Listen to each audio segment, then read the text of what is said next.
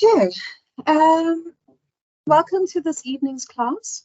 My name is Storm Kennedy Palmer. I've been one of the module lecturers for 8 years on this module. And I think if you can hold any questions until the end of the presentation, we're going to be covering Learning Unit 3 today, which is the financial market model. And fortunately, you'll see this is a very simple version of the model that we use in this module. I'm skipping ahead here to show you the functioning of monetary policy. This is the financial market model based on the idea that the amount of money is determined from within the model itself, mainly by how much people want to hold onto money. This is known as demand determined or exogenously determined money, endogenously determined money. So the more people want to hold money, the more money there will be. This means there's no separate curve for the money supply because it's all tied up to how much people want to hold. In other words, no independent money supply curve, since the quantity of money depends on the money demand and the interest rate. The central bank can't directly control how much money there is because it's determined by how much people want to hold. However, the central bank can indirectly affect the amount of money by changing the interest rate. If the interest rate is lower, borrowing money becomes cheaper. This then encourages people and businesses to borrow more, which leads to an increase in the amount of money in circulation. Think of this in terms of our own South African Reserve Bank, who sets the repo rate in order to impact borrowing, which has an effect on the level of output and income. In the financial market, we only look at the impact of a change in interest rates on the amount of money in circulation. In later learning units, another model will capture the effects of monetary policy on the level of output and income. Look at this graph on the left-hand side. It shows an expansionary monetary policy. The interest rate is measured on the y-axis, and the quantity of money, M, is measured on the x-axis. When the central bank lowers the interest rate, in this case from I1 to I2, we see that it's represented by movement along the money demand curve, which increases the quantity of money from M1 to M2. We can represent this movement with a chain of events as well. Here we say monetary expansion leads to a decrease in the interest rate, which leads to an increase in the demand for money, which leads to an increase in the quantity of money. We see the exact opposite for a contractionary monetary policy, where the central bank will increase the interest rate, in this case from I to I2, leading to a movement up the money demand curve, and a decrease in the quantity of money. Now that's the crux of this model. This is the important bit that you need to understand to see how it fits into the bigger picture of this module. But we need to go into more detail about our money demand and how it's derived. So now I'm actually going to go backwards a bit and go to the demand for money. The money demand curve is determined by the active and passive demand for money. The demand for active balances depends on people wanting to do transactions. More transactions mean a greater demand for money. This demand for money for transactions comes from the fact that money is used as a medium of exchange. The question is, what affects the number of transactions? The number of transactions and thus the need for active balances is determined by the level of output and income in the economy. As the level of output and income increases, the income of households also increases, and they will want to do more transactions. I don't know why my highlighter skips like that. Apologies for that. And they're going to do more transactions. As producers produce more output, they will need more money to finance their transactions. In addition, the higher the person's income, the stronger the precautionary motive for holding money. However, to simplify our analysis, We're only going to focus on the transactions motive. And so we can represent this by the chain of events. An increase in the level of output and income leads to an increase in active transactions, which leads to an increase in the demand for money. The demand for passive balances, also referred to as the speculative demand for money, is related to the need by financial market participants to keep wealth in the form of money. In this sense, money is viewed as a financial asset. Sometimes financial market participants wish to hold money not because they want to do active transactions, but because they have a need to keep their wealth in the most liquid asset that there is, which is money. Thus, the speculative demand for money stems from the store of value function of money. Keeping money is liquid, while bonds give a return in the form of interest, but are less liquid. So why choose bonds? The reason is the cost of not earning interest when holding money. The higher the interest rate, the higher the cost because money doesn't earn interest. Given this opportunity cost, we can expect that the cost of holding money goes up, which is the interest rate. Financial market participants will be less likely to hold money. So there's a negative relationship between the interest rate and the demand for money. In simple words, when the interest rate goes up,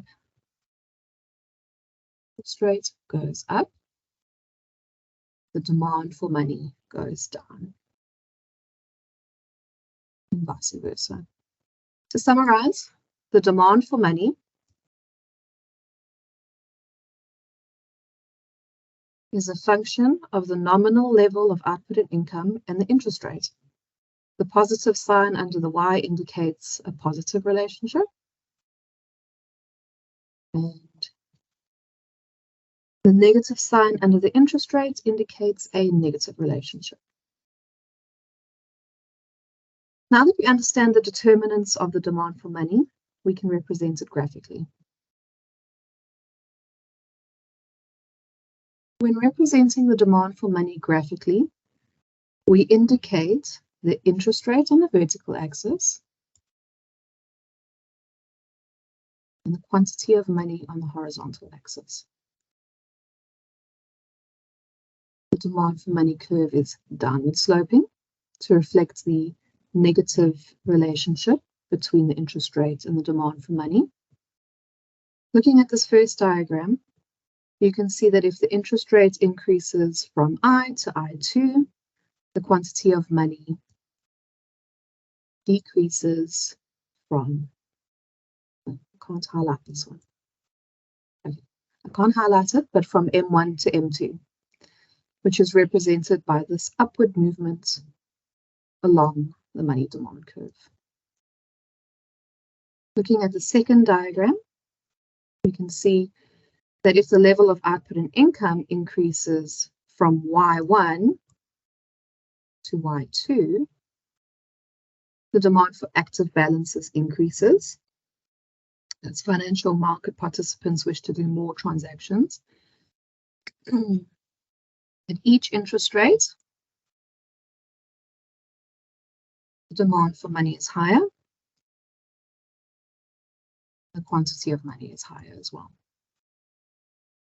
So we can summarize this very simply by saying that a change in the interest rate results in a movement along the money demand curve, while a change in the level of output and income results in a shift of the MD curve.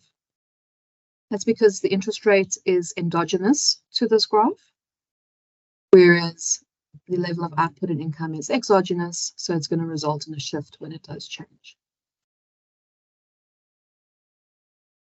The global financial crisis of 2007 to 2008 reminded us again that events in the financial market have a major impact on events in the goods market, and the determination of the level of output and income cannot be studied without taking the financial market events into account. In Learning Unit 2, we built the goods market and showed how the demand for goods determines the level of output and income in the economy.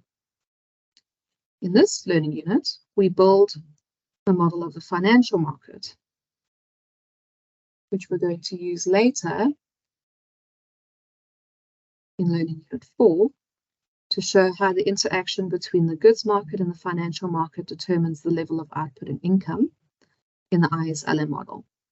So you can see the financial market becomes the LM curve. The central bank chooses the interest rate, which affects the cost of credit and loans, and therefore affects the demand for money and the quantity of money. Therefore, in the IS-LM curve, in the IS-LM model, the LM curve is represented by a horizontal line, as shown here.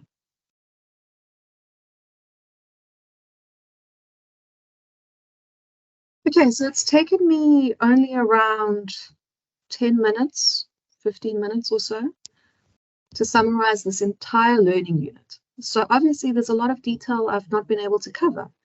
So you need to study the full learning unit in the study guide to prepare for the exam. But let's quickly run through the learning unit outcomes.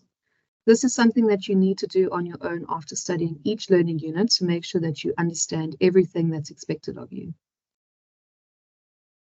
The first outcome is to explain the difference between income, wealth, and money. I didn't touch on this at all, so I'll quickly summarize it for you now. Wealth is the total value of assets owned, representing an accumulated financial value. Income is money earned or received over a specific time period, indicating the flow of funds. And money is the medium of exchange used for transactions, facilitating economic activity. In this model, money consists of fiat currency, coins and notes issued by the central bank, and checkable deposits held at banks. The second outcome is to explain the functions of money. I explained the function of money as the medium of exchange when discussing the demand for active balances, as well as its function as a store of value when discussing the demand for passive balances. Money also serves as a unit of account and a standard of deferred payment. The third outcome is to explain the portfolio decisions of financial market participants. This refers to the choice by financial market participants regarding how much of various assets to hold. In our simplified financial market, there's only a choice between money and bonds. And the rest of the outcomes are covered at length in this presentation. They are distinguish between the demand for active and passive balances, describe in words and in events chain the link between output and income and the demand for active balances, describe in words and in events chain the link between the interest rate and the demand for active or passive balances, explain the demand for money, and describe with the aid of diagrams the demand for money. Okay, so that's the learning unit summarized. Now I'm going to start working through some revision questions with you, and this is where I'd really like to encourage your participation. So if you have any input, please raise your hand. Our first question, true or false question 1, is financial wealth can be held in different assets such as shares, bonds, houses, residential property, and foreign exchange. Do you agree with this statement? Is it true or is it false? Lavuya, I think I saw a hand from you. It might have been an accident. Yes, I think the statement is. Yes, hi. Yes, ma'am. I was saying I think the statement is correct. True. Yes, I agree with you.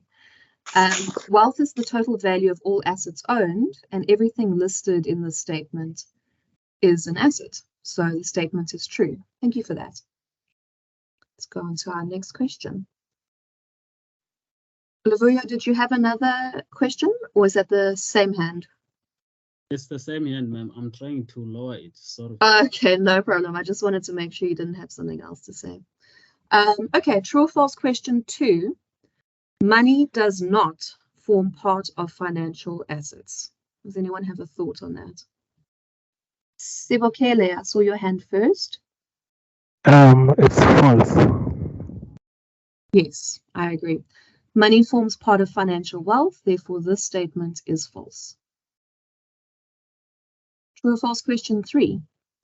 The demand for active balances is related to people's decisions and the need to keep wealth in the form of money. Kumo, No, that my hand was for question 2. I'm sorry. Okay, Can you it's an repeat? old one. No problem. Does anybody have a thought about question 3? I think the statement is false. But demand for active balances relating to people's decision to make transactions. 100%. 100% correct. Thank you. Question 4. The higher the interest rate on bonds, the lower the opportunity cost of holding money. Well, I see some people are also answering the chat. Problem is I can't see what question you're referring to, but I think DeBrain, can't see your first name, sorry. Yeah, exactly. So yes, it's false. The higher the opportunity cost if the interest rate is higher. Question 5. The level of output and income is indicated on the horizontal axis of the demand for money diagram. If you have the ability to do this in the exam, you must always just go check the diagram. So let's have a look. Is the statement true or false? False. Great. It's the quantity of money that's indicated on the horizontal axis. Question 6. Demand-determined money implies that an increase in the quantity of money leads to an increase in money demand. Got it true? Does anybody else have a suggestion? So, demand-determined money implies that an increase in money demand leads to an increase in the quantity of money. So if you think back to our chain of events, an increase in MD leads to an increase in M, not the other way around. This statement is saying that an increase in M leads to an increase in MD. So it's reversed the causality, meaning that the statement is false. Okay, question 7. In this module, the financial market is based on the assumption that money is exogenously determined, not endogenously determined. I've got the chat open, so if anyone raised a hand and I missed it, I apologize. If you're comfortable to answer the question verbally, then just go ahead and start speaking, because I'm just worried I'm going to miss a hand while I'm looking at the chat. That's true. Okay, so this module that we're in, ECS 2602, used to use an exogenously determined money supply years ago. And with the updated textbook, we changed it, and it's now the endogenously determined money, which is more consistent with what our Reserve Bank actually does in practice. And essentially all it means is with the endogenously determined money, it's determined by the model itself, and there's no independent money supply curve. If you did this model or module 3 or 4 years ago, you would have seen that in the financial market there was an independent money supply curve, which then reacted with the demand for money curve.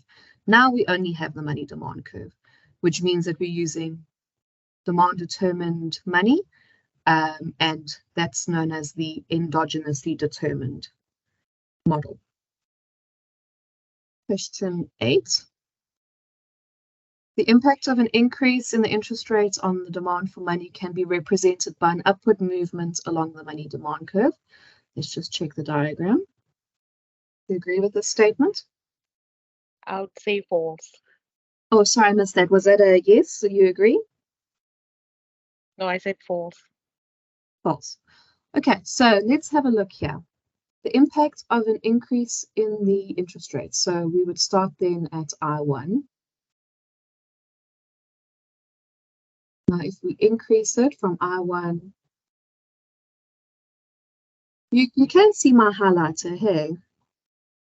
Yes. Okay, I'm relieved. I've been using it the whole time and I forgot to ask if you can see it. Okay, so if we increase from I1 to I2, What is our demand for money can be represented? Okay, so we increase it, which means we start here at this point, and then we're going to move upwards. So it is in fact an upward movement along the money demand curve. So the statement is true. The two factors that determine the money demand are the level of output and income and the interest rate. Do you agree with this statement? True. Yes. Yes, that's true. Yeah. So when we discuss the demand for money as a function, it's a function only in this model, the simplified model, of the nominal level of output and income and the interest rate. There's a positive relationship between the demand for money and the level of output, and a negative relationship between the money demand and the interest rate. Question 10. Monetary policy can be defined as measures by monetary authorities to influence government spending and the interest rate to achieve stable prices, full employment, and economic growth. What do you think? No, I think it's false. Government spending, full employment, and economic growth. Yeah, so Fiscal. yes, so government spending is referring to fiscal policy, which is handled in a different model. We're only looking at monetary policy, which is the central bank. Question 11.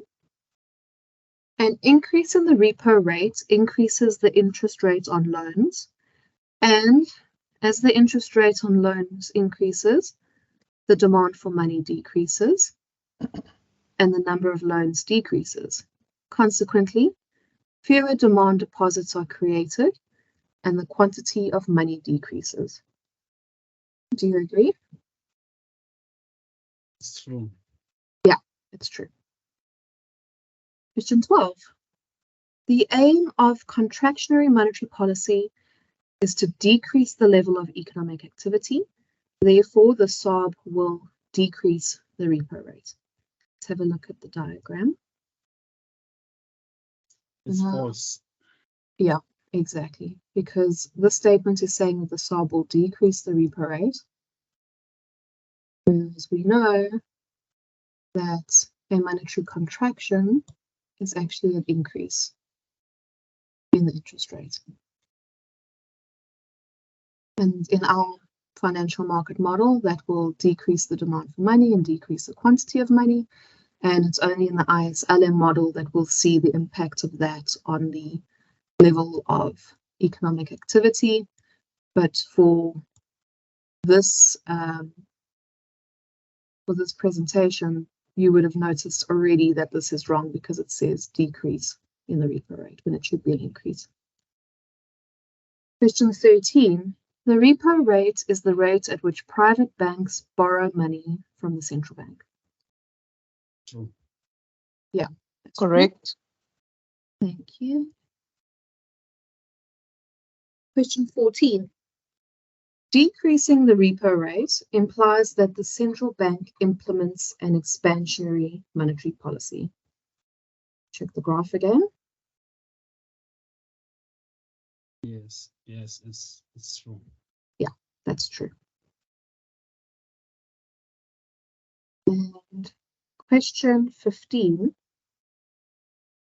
Demand deposits constitute the main share of the quantity of money in the economy. True or false? False. It's true.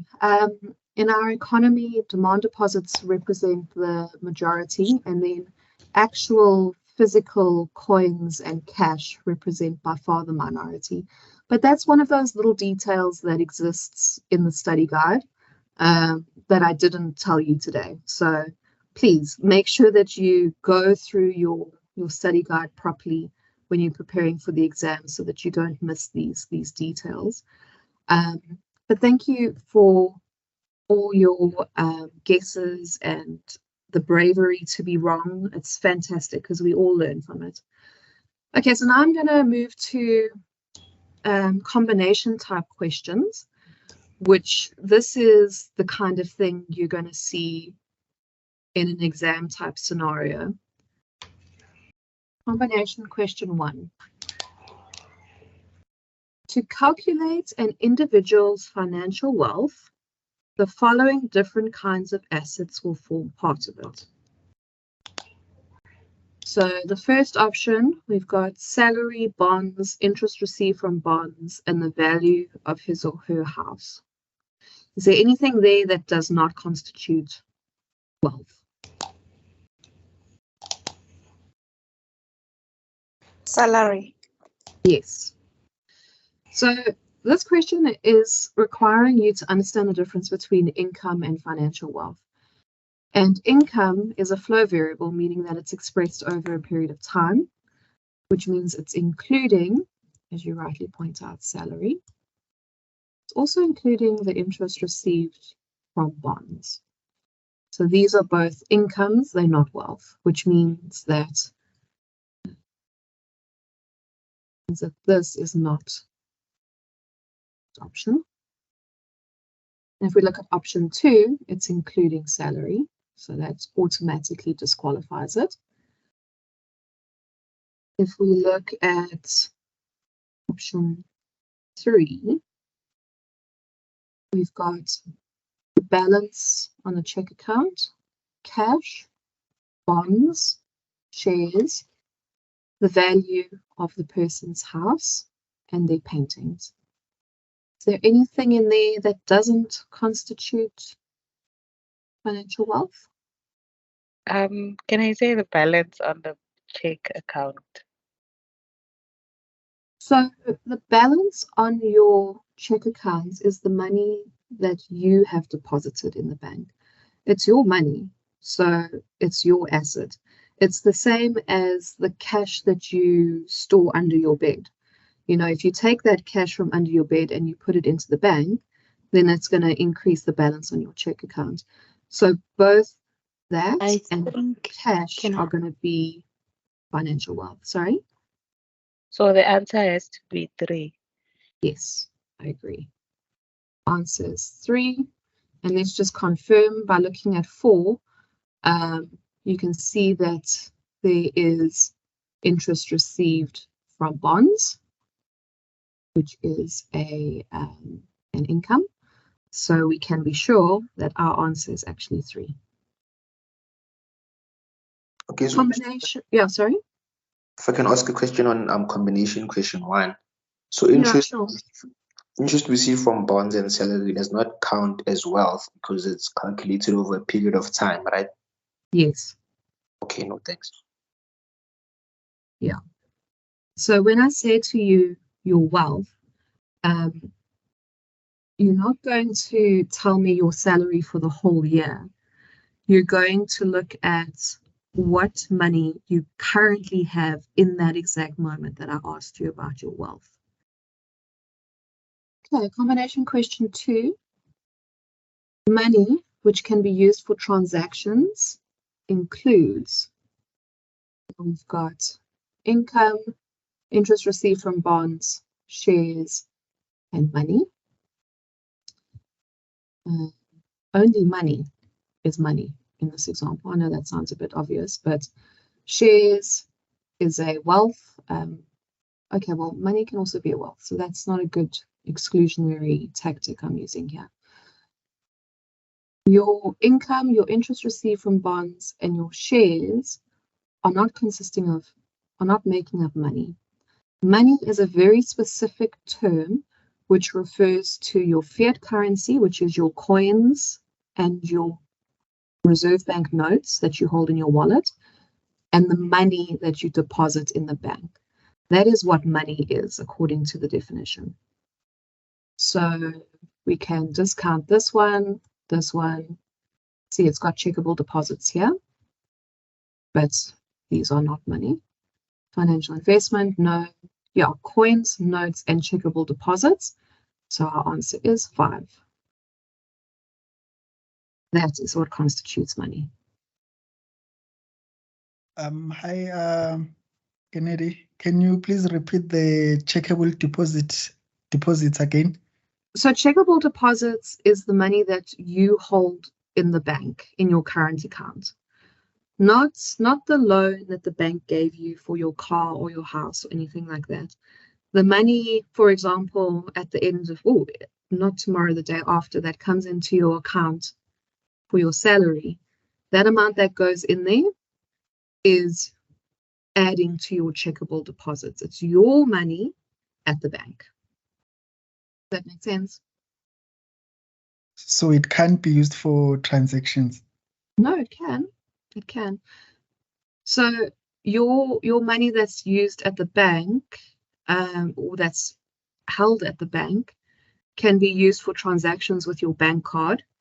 The same way that if you go to a shop, you can pay with your coins and notes. You can also pay with your bank card.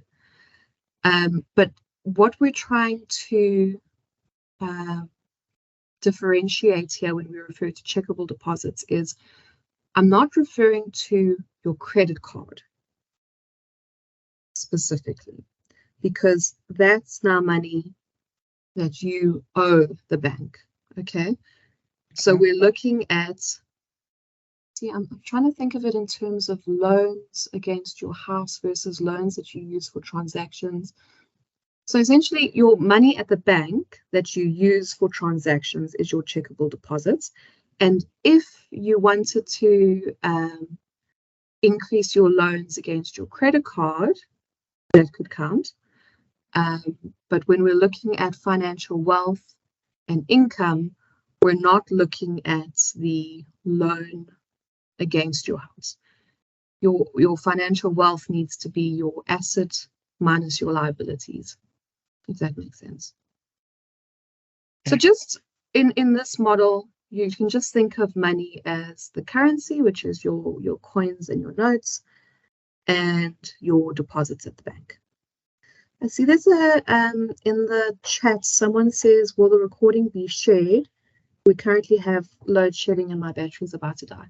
Yes, I did start recording, and we will share the recording on the Moodle site. I just want to ask a quick question before I continue with the next question. We've had a few students complaining that they can't post on the discussion forum. Will you just please make a note for me in the chat, just so that we can follow up later, if you are or aren't able to post in the discussion forum on Moodle. We just want to be able to follow that up with ICT, because we have had a couple of students complain about that, but then others are actually able to post. So I just want to try and understand what the issue is that we're dealing with, so we can try and get it sorted out. But please, if you could just write that in the chat rather than, we've only got just over 15 minutes here. So I just want to try and get through the rest of these combination questions. Okay, question 3. Which of the following are correct? There are different motives for holding money. So we can distinguish between the demand for active balances and the demand for passive balances. This is such a big question. Let's break it down into little parts. So let's first answer this one. Is this statement A true or false? Yes, it's true. Yes, I agree with you. I think we've gone through the active and passive balances quite extensively. Oh, I'm trying to draw a tick here. It's not working out. Okay, A is correct. Then B, both the demand for active and passive balances are determined by the level of output and income in the economy. Do you agree? Okay, the chat says false. Yes, so the demand for active balances is determined by the level of output and income, and the demand for passive balances is determined by the interest rate. So you need to separate them out. This is incorrect. Statement C. The level of transactions needed by people in the economy will influence the demand for both active and passive balances. Is that true or false? False. Yes, thank you. The level of transactions will only influence the demand for active balances. So C is incorrect. And D, the higher the interest rate, the higher the passive demand for money. Do you agree? False. So No, that's true. False. False. False. So False. the higher the interest rate, the higher the passive demand for money. No, it's not true. Because it's referring to the opportunity cost of holding money. So the higher the interest rate, the lower the passive demand for money. D is incorrect. So only A is correct, which means we come down and look at our options here, and it is option 4. Only A is correct. Combination question 4. Statement A. A purpose of this financial market model is to explain how the interest rate influences the demand for money. Do you agree or no? It is true. We're looking at the impact of the interest rate on the demand for money, and then by extension on the quantity of money. So we can tick this one. Statement B. An increase in income will cause the demand for money for transaction purposes to increase. True. Four. That's true. Thank you. Statement C, the liquidity preference theory of money refers to the demand for active and passive balances, which are determined by the need to do transactions and the need to keep wealth in the form of money.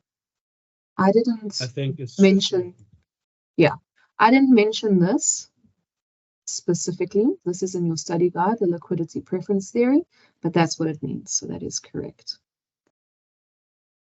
An increase in income shifts the demand for money curve to the right.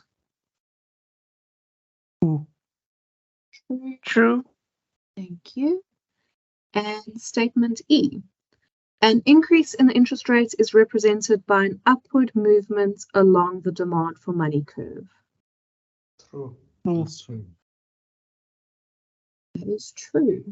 So means all of our statements A, B, C, D, and E are correct. So the correct option is 1. An increase in the level of output and income will cause, and let's just check the graph. So if the level of output and income increases, it's going to shift our demand for money curve. And at each interest rate, the money demand is therefore higher. So if we go back to our options, which of these options is correct? Number 1. Number 1. Perfect. Number 1 is correct.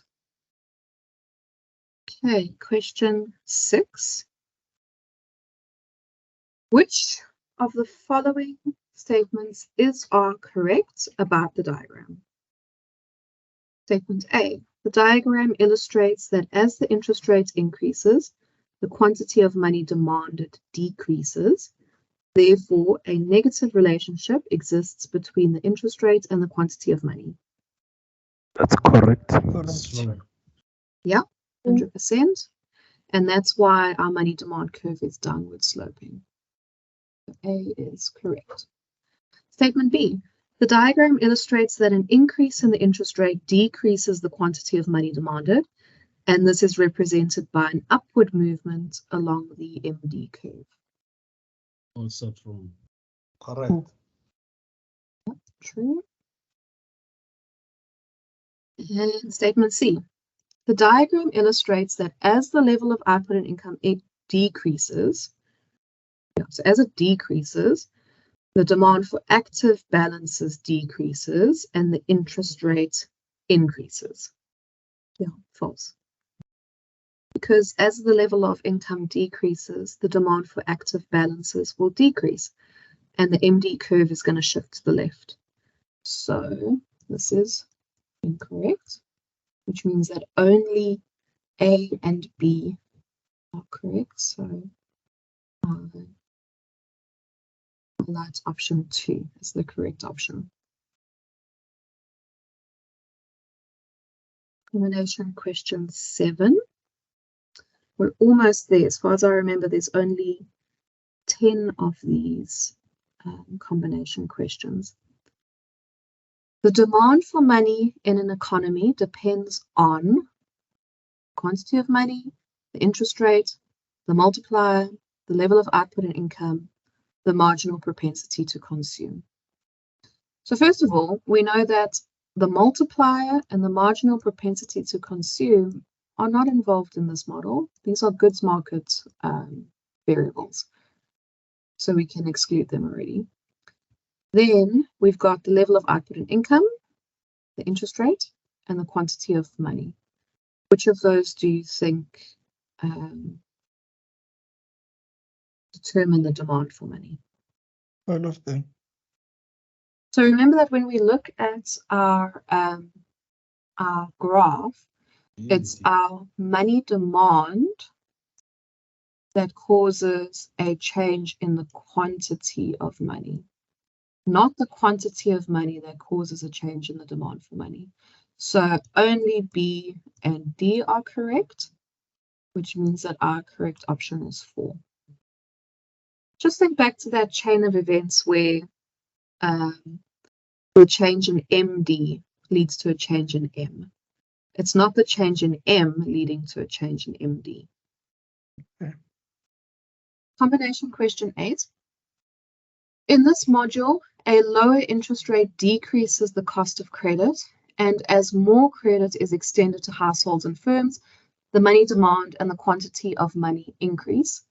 Therefore, according to this interpretation, okay, statement A, there is no independent money supply curve since the quantity of money depends on the money demand and the interest rate.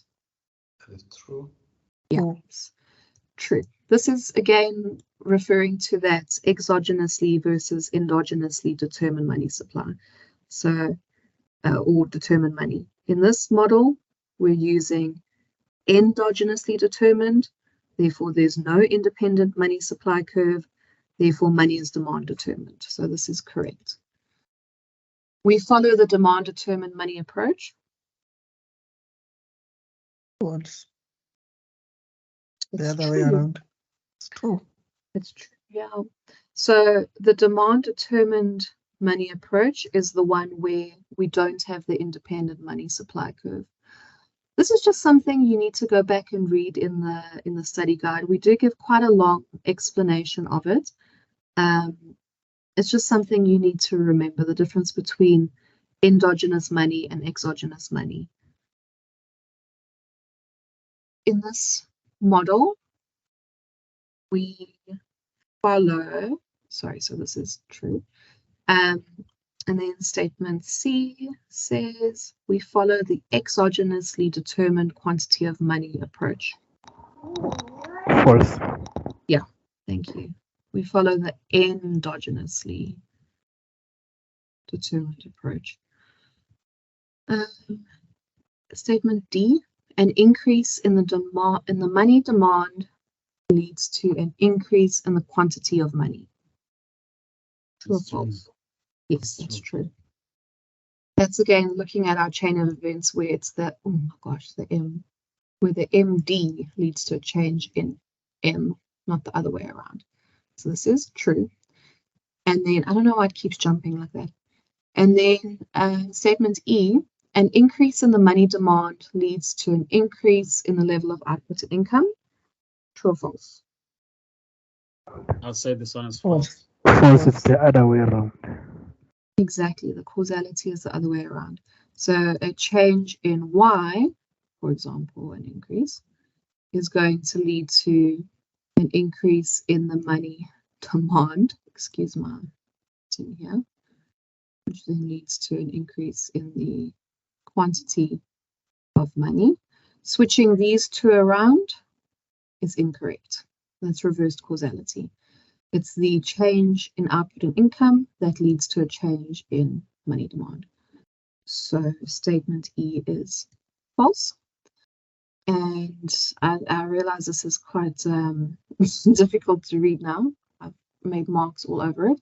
But only statements A, B, and D are true. So that's option 1 is correct. Okay, combination question 9. Which of the following statements is or are correct? The repo rate is the policy rate in South Africa, and all other market interest rates, such as the prime lending rate, follow changes in the repo rate. Do you agree? Yes, correct. True. True. 100% correct. Statement B. The banks in South Africa are obliged to hold 5% of their total liabilities to the public in the form of cash reserves with the South African Reserve Bank. True or false? False. It's 2.5. False. 2.5. Yeah, fantastic. So that's one of those details that we haven't covered here that's in the study guide. As you both correctly say, it's 2.5%. So the statement is false. C, if banks experience liquidity shortages, they can borrow money at the repo rate from the SARB. True or false? True. True. Yeah, it's true. True. And statement D, it is through the accommodation policy that the South African Reserve Bank provides financing to banks that require liquidity. True or false? Yeah. True. So statements A, C, and D are correct. Therefore, option 5 is the correct answer. Okay, this is our final question. And we've got a few minutes left, so let's quickly go through it. If the SARB wishes to follow an expansionary monetary policy, what is it going to do? Is it going to increase the repo rate or decrease the repo rate? For expansionary, they will Decrease. Decrease. Yeah, so let's look here. So expansionary monetary policy says increase, so that we know that that one's wrong. We can exclude it. This is correct so far, and this is correct so far. So let's go a bit further. So a decrease in the interest rate leading to an increase in the demand for money and an increase in the quantity of money. That's correct. Looking at this one, a decrease in the interest rate. Oh, see, they reversed the causality here. This is the quantity of money, and this is the demand for money. So that is wrong. Then, obviously, a monetary contraction is the opposite. So a contraction is going to be an increase in the interest rate. So we can exclude this one. Then an increase in the interest rate leading to a decrease in money demand and a decrease in the quantity of money. That is correct. And once again, here you see it's the reversed causality. So that is wrong. It is only options C and D that are correct. Okay, so we've managed to get through the whole presentation, which I'm very happy about. Let's just quickly see, does anyone have a burning question? We will make this recording available afterwards. If you can just raise your hand.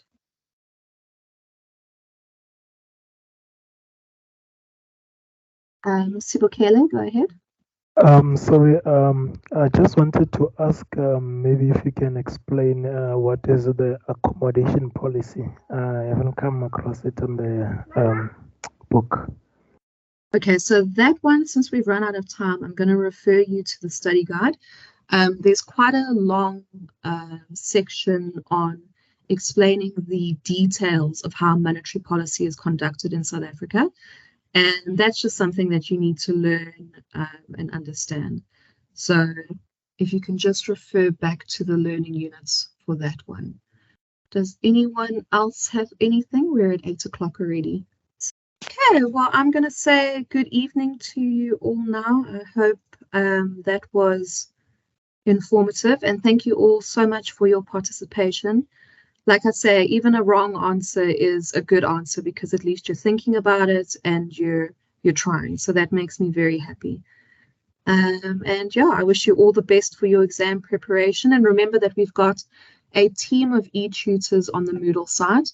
So when you're going through your study material, you need to reach out to them if you have any questions. They're there to help you. And goodbye.